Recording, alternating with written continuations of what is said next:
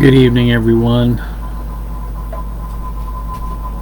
Good evening, everyone. Today is the 14th of February, Valentine's Day. I hope you've had a good day today, and I hope that you've gotten your spouse her Valentine today. Anyway, I want to talk about something tonight. There's a broadcast that comes on every day from American Family Radio. They're Armenians. They call it Today's Events or something like that. Events in Today's whatever. Coming at it from a very Armenian perspective, I want to talk tonight about some important topics and try to present it from a biblical perspective. During the Dark Ages, a very important event happened, and I'm sure a lot of the children today are not taught about it. It was called the Reformation, and the Roman Catholic Church had risen over time, become stronger and stronger and stronger, and it started promoting things that were totally false. They took the Bible out of the people's hands. They wouldn't even allow them to read it. They made sure that it was in Latin so no one could understand it, so they could control the masses and they could tout false doctrine and false teaching. But then God sent some scholars on the scene that could interpret the Bible, Wycliffe and Tyndale, and it ended up being translated into the common language of the day. And Tyndale eventually was successful in getting it in the English language. And that brought about the Reformation. Those started taking a position against all the false teachings of Rome. And this idea that the church was going to lord it over all of the members and require that they participate in this popery, people started pushing back against it, and there were some that never went into it in the first place.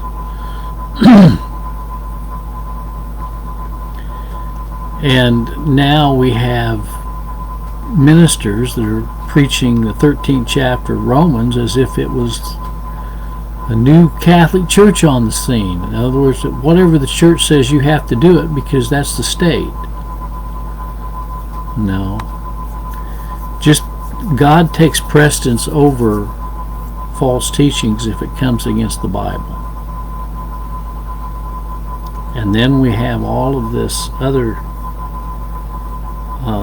thing that happened.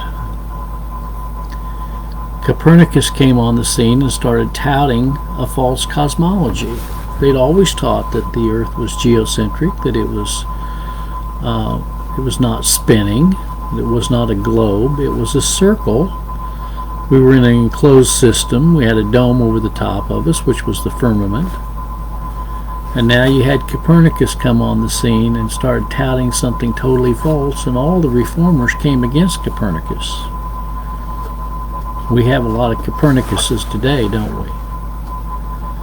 And then we know the origins of NASA.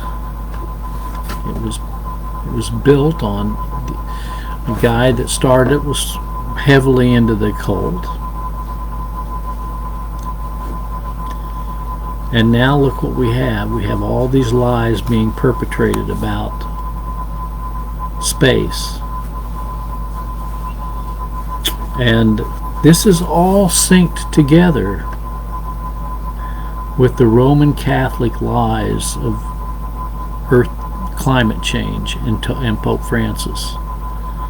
The modern day lies of climate change. And it's directly tied to systems that are promoting this domination by the one-worlders. Davos, the World Economic Forum, people like Charles Schwab, all these people that are trying to usher in a one-world government. They want total control over the individuals' lives. And it's nothing more than popery at its finest. Catholic infiltration. The Evangelicals and Catholics Together movement brought about a widespread compromise with Rome. People at one time who would have called themselves Protestants signed on to aligning themselves with Rome. People like J.I. Packer and people like Chuck Colson and Newhouse and many others. There were some that pushed back against it. There were some that pushed back against it. But the Jesuits and Ignatius Loyola took an oath, and it was all about counter-reformation, coming against the truth of the gospel is what it was. It was an attack on the gospel of Christ. And that attack is still going on today. That attack is still going on today. Now, it is true that Jesus Christ said on the cross, "It is finished." And it's true that Satan was conquered, and Jesus Christ is ruling and reigning in heaven as we speak. And he's not coming back as a suffering servant. He's coming back as a ruling and reigning king. But we are still in a warfare. Satan is still plotting and engaging and trying to deceive. And we're told that in the final days that God is going to send strong delusion to a lot of people, and they're going to believe a lie, and they're not going to believe the truth. And a lot of people have bought into these lies about landing on the moon and the earth going through space at 60,000 miles an hour, and the free will of man, which doesn't exist. God is sovereign over salvation. A lot of delusion that people have bought into. But the good news of the gospel is, for all for whom Christ died will come to him. And all of those who come to him, he will in no wise cast out.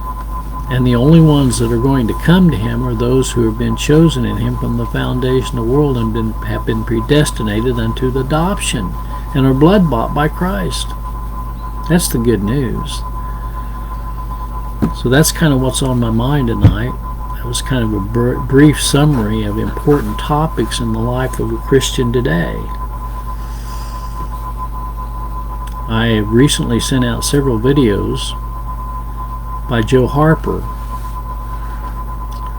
Joe Harper has a YouTube account called Reformed Truther, and he's put out some, I think, excellent videos, and I would encourage you to subscribe to his channel, Reformed Truther, and watch his videos. God's given him a gift of articulating these messages quite well.